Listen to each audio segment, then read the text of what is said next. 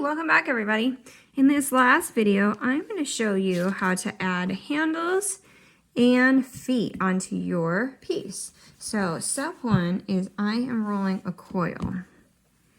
And I'm going to use this coil to add handles and feet.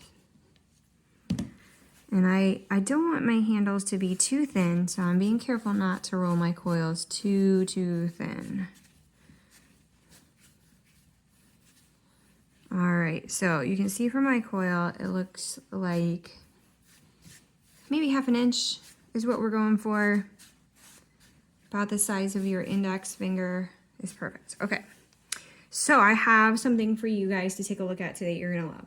I've got this, and you're probably looking at it going, what is that crazy thing Miss Haymaker has today? That is for pasta and cookies.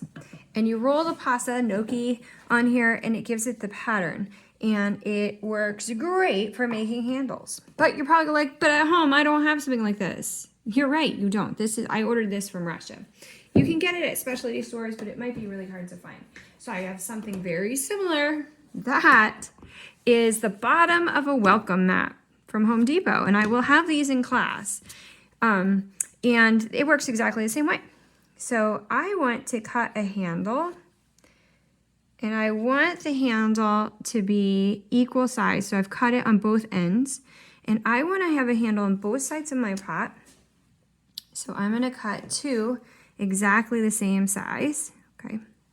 And I have one more thing for you. This is a piece of wood I also got from Home Depot.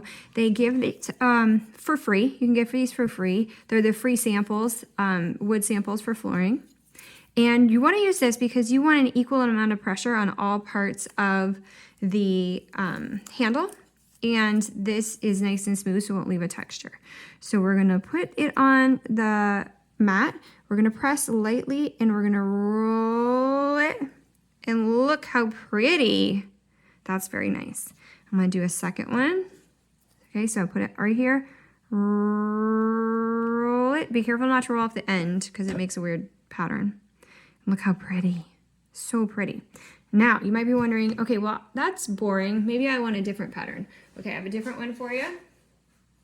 This one is a placemat. See how many? It came as a set of 4, I think. So let me just put one down. So that's a fun little placemat.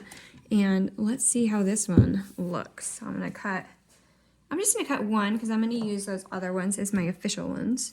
So press lightly and roll. Whoa, that one looks so neat. And that's just a placemat. That's really fun. Okay, so there's that one. And then I have these other textures. I have so many of these. I have a little collection. I have a thing. So this one is a wood grain pattern for sugar piece or fondant. I bought it on Amazon. It's kind of a fun one. Not my favorite, but that's okay. I'll roll it out and we can use this piece again because that wasn't my favorite. I like this one for making mugs with frogs on them.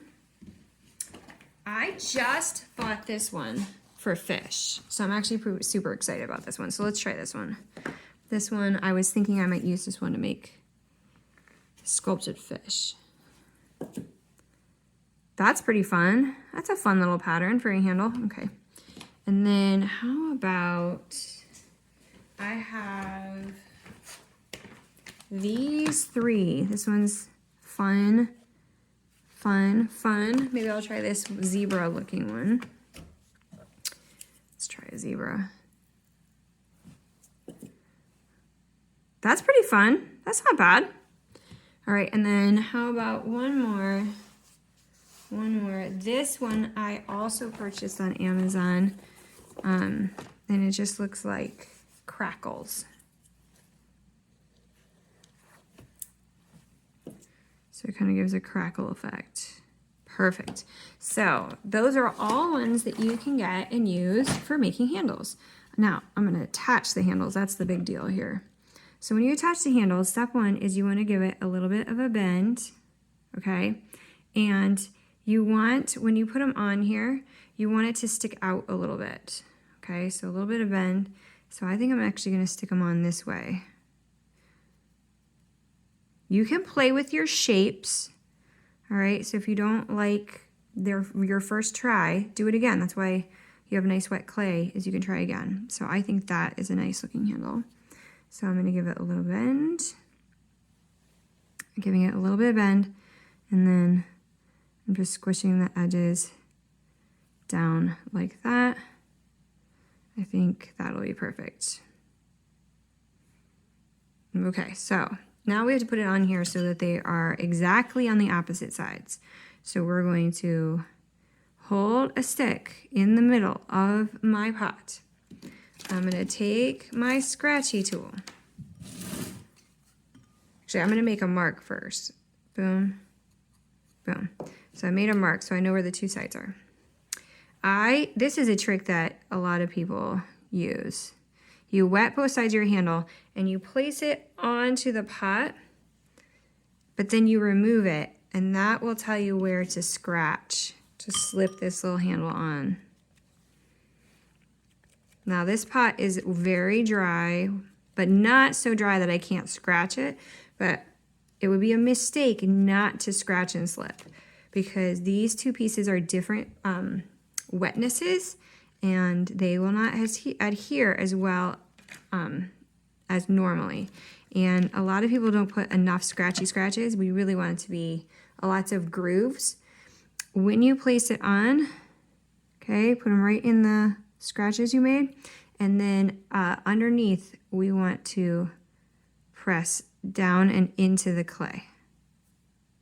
Yes, you'll notice I didn't finish the carving because I wanted to show you this before I go and watch the Bengals game. So, forgive me that I didn't finish my work. The Bengals were something I wanted to watch tonight. Forgive me. All right, now, there is my first handle. If you want to clean it up a little bit, paintbrush is a miracle worker for cleaning it up. Perfection. Look how nice. And then you just do that again on the other side of your pot. Get it wet. Place it on. Remove it. Scratch at the 2 points. Nice and scratched deep. Don't forget to also scratch your handle. See how amazing it already looks? That little textured handle just adds so much to this pot. Oh, it looks so good. You're gonna look so impressive to your friends and family. They're gonna be like, you learned some serious techniques. Can you make me one? And then you can be nice and say, yeah, when I have more time, I will. Or you could be mean and say, no, I'm saving this one for me. Or you can just be honest and say, you know what? It was cool and I made it, but it wasn't my favorite thing to do. So I'm going to try a different hobby next time. And that's fine too. Some people, there's so many different things to do with clay that you might like clay, but you don't like making these coil pots. That's cool.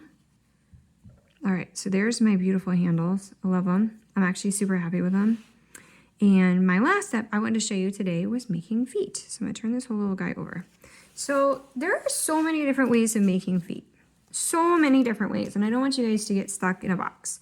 So basically the idea is when you're adding feet, you should add at least 3. 4 is better, but then you have to have them perfectly lined up because otherwise people will remark on how they're uneven. And so I usually do 5 because you can get away with 5 and nobody is gonna go and check your math. So I'm gonna mark 5 spots. And now that I mark my 5 spots, again, you can do as many feet as you want, or you could do one whole circle foot that marks the whole way. The next thing we're gonna do is decide what kind of feet we're gonna add. So I think for this video, I'm gonna add teardrop feet. So I'm gonna get my circle and then I'm gonna roll it into a teardrop. I'm gonna get my next circle. You want them to be about the same size. So you're like, how do I get my little teardrops the same size? Okay, well, roll your coil and then cut for 5 pieces exactly the same size, and then your feet will be the same size. Although even when I do that, they never end up the same size, so. I guess my advice is don't be so picky. Some people are just perfectionists, and that's just not my life. I like to say I'm a perfectionist, and then I see my work and I see lots of mistakes. And so it's made me less perfectionist. So now that I have my little feet, I'm gonna scratch, scratch, scratch where my feet are gonna go.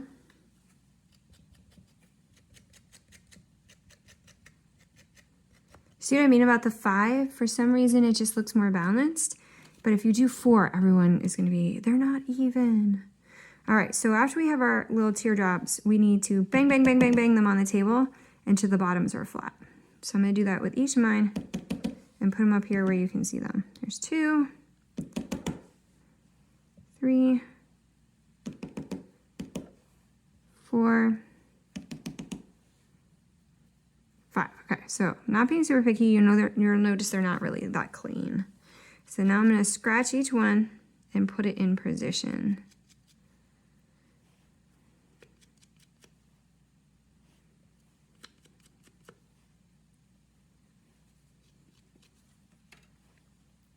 All right, perfect. Okay, so once they're in position, you have a couple of choices. Some people will go and sit here and fuss the whole thing down, which is, an option. It probably looks prettier. Or watch this. Turn it around, right? And then give it a little bit of a press down. Okay, and then pound, pound, pound. Perfect. Flip it back over.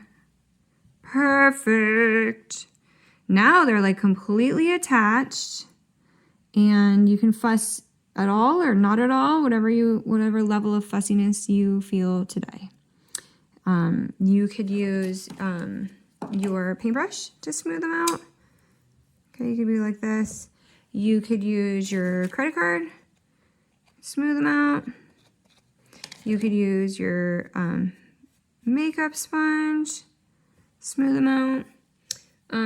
If you have any other tools, I have these kinds of tools. These you can get on Amazon. They're like rubber sculpting or silicone sculpting tools, I think they're called. They sell them for making cakes, but they're great for this kind of thing. So whatever tool, and actually my go-to for sculpting, everything sculpting, is just a piece of wooden skewer. So if you roll it down the side of the clay, this is actually my go-to technique for smoothing edges like this, where the spot is really tight. And then I would go over it with a paintbrush, but this is actually the method I use most often, is this little skewer. All right, guys, happy potting.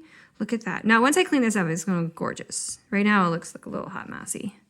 All right, there's my pot. Get to work. I know you can do it.